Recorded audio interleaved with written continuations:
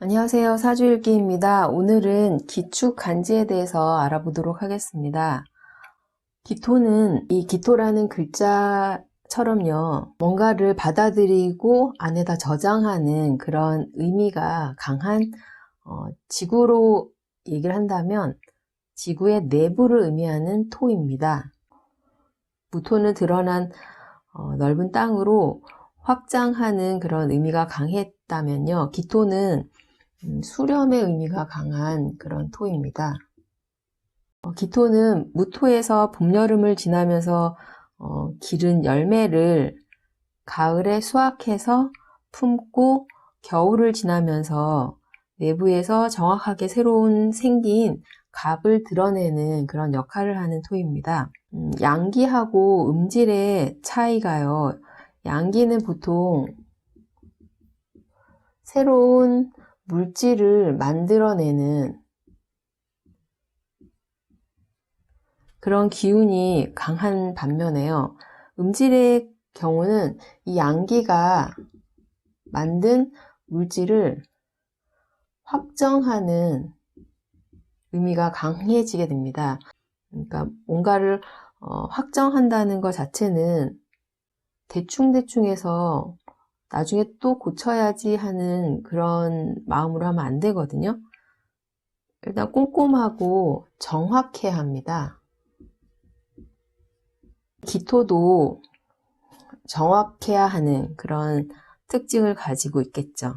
그래서 기토일주라고 한다면 일단은 기토의 성향은 금이라는 종자잖아요. 보통 신금이 되겠죠. 신금이라는 종자를 목이라는 생기, 갑이 되겠죠. 변화하는 과정을 이 기토에서 계속 관찰하게 됩니다. 그 변화하는 모양을 기록을 해야 합니다. 이런 과정을 거쳐서 이렇게 변화를 해서 이렇게 확정되었구나 라는 걸 남들에게 이제 알려줘야 되기 때문에 기토일주의 경우는 보통 메모하거나 기록하는 그런 습관을 가지고 계신 분들이 대부분입니다. 토는 중앙이라고 했어요. 그리고 토라는 것 자체가 목화, 금수라는 다른 오행을 받아서 이 기토가 중재하는 그런 역할을 해요. 중재라는 그런 역할도 잘 하긴 하지만 토라는 영역을 확정하는 그런 의미 때문에 이 토에서는 분쟁의 의미가 항상 함께하고 있습니다. 그리고 토 일주 입장에서는 식신상관이 금기이죠. 식신상관은 자신의 말과 행동을 의미합니다. 말 자체가 금의 기운을 가지고 있기 때문에 금이라는 건 응집하고 축소하고 뭔가를 정확하게 매듭지어야 하는 그런 속성이기 때문에 말을 할 때 결론을 확실하게 내려고 하는 그런 모습으로 많이 드러날 수 있기 때문에요. 상대방이 느끼기에는 좀 말 자체가 차갑다거나 아니면 너무 똑부러진다, 부정적으로는 인간미가 없다라고도 느껴질 수 있겠죠. 그래서 말 때문에 상대방과의 사이가 틀어지는 경우가 생길 수 있습니다. 모든 일간들이 말조심을 해야 되겠죠. 하지만 이 토일주는 말이 인간관계를 자르는 그런 언행이 될 수 있기 때문에 주의해야 한다고 할 수 있습니다. 무토는 봄, 여름 목을 키워서 금을 드러내는 그런 땅이라고 한다면요. 기토는 가을, 겨울 이 무토가 키운 금을 품고 다시 목으로 드러내는 그런 땅입니다. 그렇다는 건 이 무토나 기토는 만약에 금이라는 열매를 드러내거나 품는 구조라고 한다면요. 물질적이 되고, 그리고 금이라는 건 무기토에게는 식상이잖아요. 그러면 식상을 쓰는 그런 구조가 됩니다. 식상이라는 건 연구가 될 수도 있고요. 자신이 잘하는 기술, 전문적인 기술을 쓰는 그런 모습이 될 수도 있고 자신의 재능이나 재주를 쓰는 그런 모습이 될 수 있습니다. 그러면 만약에 목을 드러내는 그런 구조다라고 한다면 목이라는 건 교육을 의미하죠. 나무를 키운다는 건 교육을 의미하기도 하고요.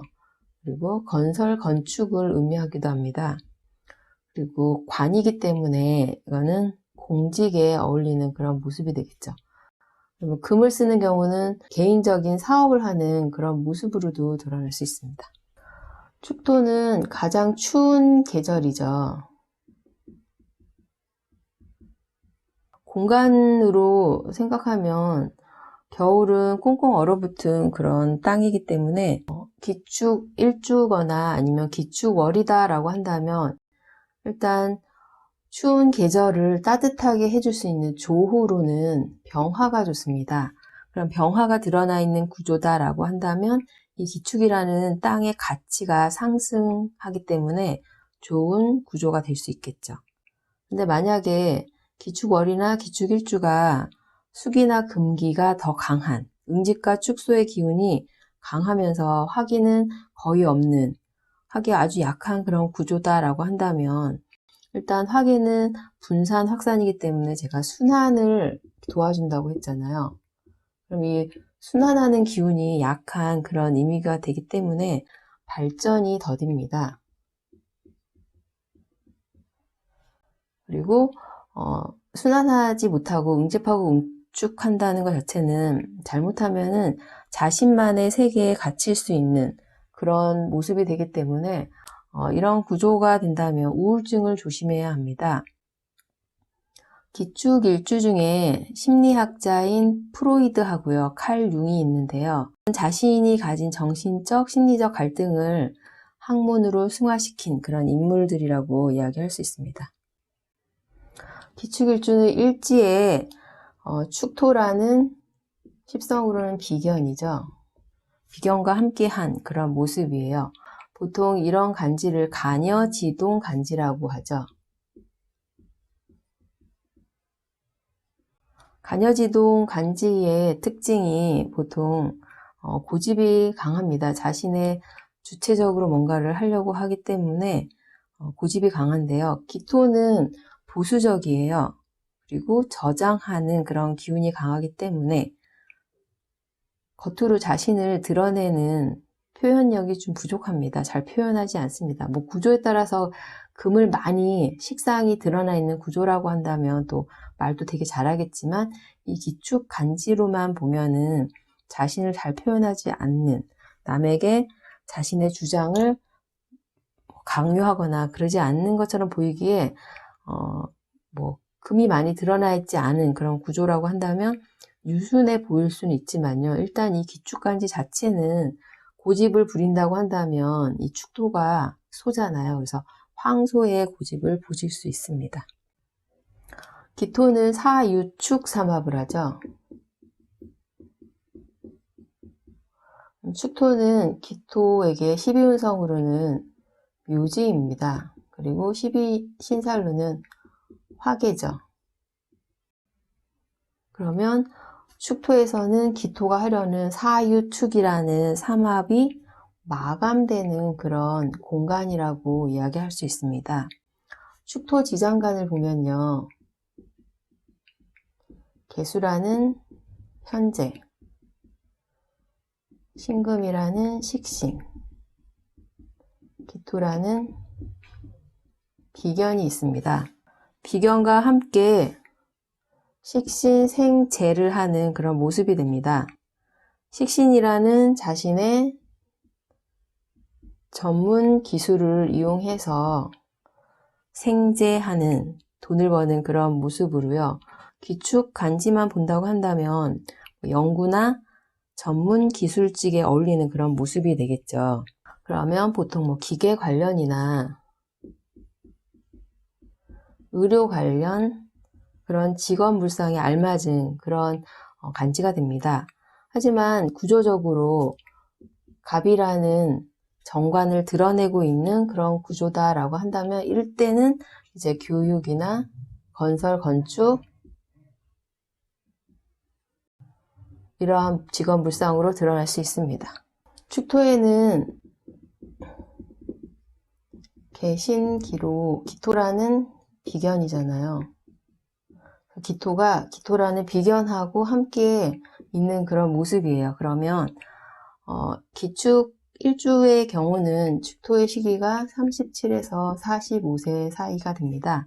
그럼 이 시기에는 만약에 사업을 하고 있었다라고 한다면요, 비견이라는 동업자하고 이 계수의 이익 분배에 문제가 생길 수 있는 그런 모습으로 드러날 수 있고요.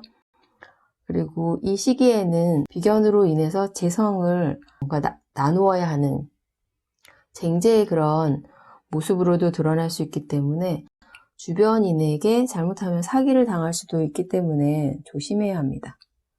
그래서 이 축토라는 공간에 이르면 기토는 사유축 삼합을 마감해야 한다고 했는데요. 사유축 삼합을 마감해야 한다는 그 의미는 기존에 하던 일 자체를 마무리해야 함을 의미합니다. 삼합이 마감되었기 때문에요.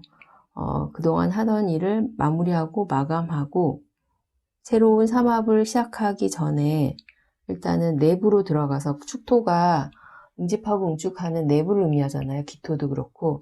그래서 내부로 들어가서 다음 삼합을 위해서 필요한 공부를 하는 그런 모습으로도 드러날 수 있고요. 만약에 삼합이 끝났기 때문에 일을 마감했다고 한다면 그 물질 활동이 끝난 그런 공간에서는 사실 다른 지역으로 떠나야 하는 그런 문제가 생길 수 있습니다. 그러면 바로 다른 일을 시작하겠다라고 한다면 이 시기에는 자신이 있던 그 장소를 떠나서 다른 곳으로 가서 일을 새롭게 시작해야 하는 그런 의미가 됩니다. 구조에 따라서 달라지겠지만요. 기축일주가 만약에 남자라고 한다면요.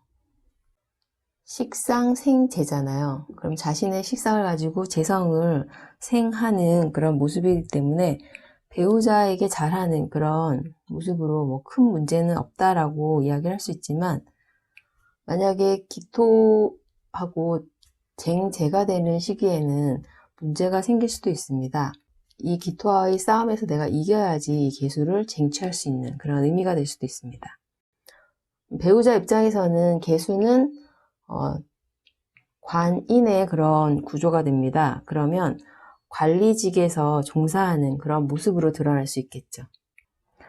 기축일주가 여자라고 한다면요. 비견과 함께 식신, 생재의 그런 구조가 됩니다. 기토일주 여자에게는 관성, 정관이 갑목이 되죠.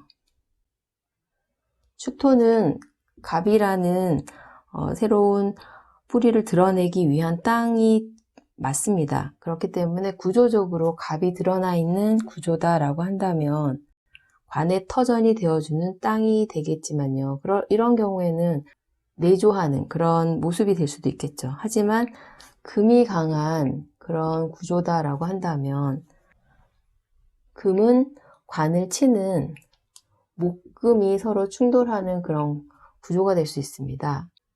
그러면 축토에 금을 더 담는다고 한다면 목이 잘려나가는 그런 모습이 될 수 있기 때문에 금이 강한 구조에서는 자녀가 태어난 후에는 남편과의 갈등이 생길 수 있다라고 이야기할 수 있습니다. 오늘은 기축간지에 대해서 알아보았고요. 다음 시간에는 경인간지에 대해서 알아보도록 하겠습니다. 감사합니다.